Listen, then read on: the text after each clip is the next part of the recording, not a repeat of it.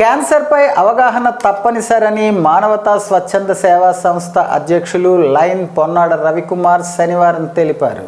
Srikakulam Gayatri college of science and management కళాశాలలో మానవతా స్వచ్ఛంద సేవా సంస్థతో కలిసి department of chemistry and IQAC సంయుక్తంగా నిర్వహించిన క్యాన్సర్పై అవగాహన కార్యక్రమంలో ప్రముఖ వైద్యురాలు, మానవతా స్వచ్ఛంద సేవా సంస్థ వైద్య విభాగ చైర్పర్సన్ లయన్ డాక్టర్ పైడి సింధూరా మాట్లాడుతూ క్యాన్సర్పై అవగాహన అందరికీ అవసరమని, ముఖ్యంగా విద్యార్థి దశ నుంచే జాగ్రత్త వహించాలని, బలంగా ఉండే ఆహారాన్ని తీసుకుంటే ఆరోగ్యం పదిలంగా ఉంటుందని, మత్తు పదార్థాలకు దూరంగా ఉండటం చాలా ముఖ్యమని, మన ఆరోగ్యం మన చేతుల్లోనే ఉంటుందన్నారు.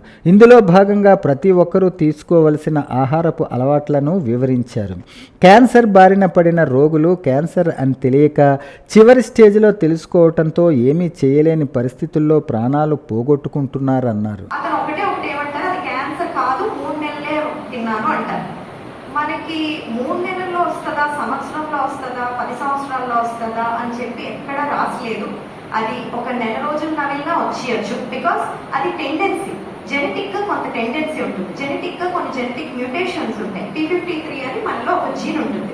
ఆ జీన్ కొంతమందిలో సప్రెస్డ్ గా ఉంటుంది. సో అలాంటి వాళ్ళు ఒక్క రోజు టొబాకో చ్యూ చేసినా, అంటే ఫ్రెండ్స్ తో వెళ్ళొచ్చు, ఒక్క రోజే కదా అంటే ఖచ్చితంగా క్యాన్సర్ వచ్చే అవకాశాలు ఉంటాయి.